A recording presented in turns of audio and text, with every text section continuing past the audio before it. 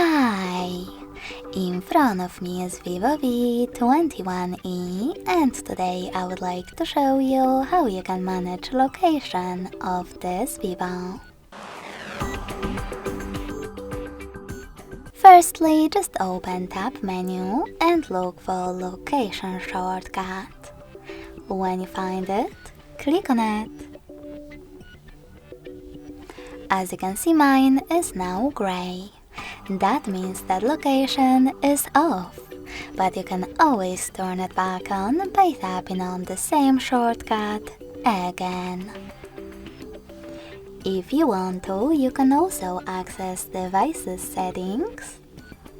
Scroll down and click on location. Then manage it by clicking on the switcher above. Thanks so much for watching. If you enjoyed this video, leave a like, comment and subscribe. Bye!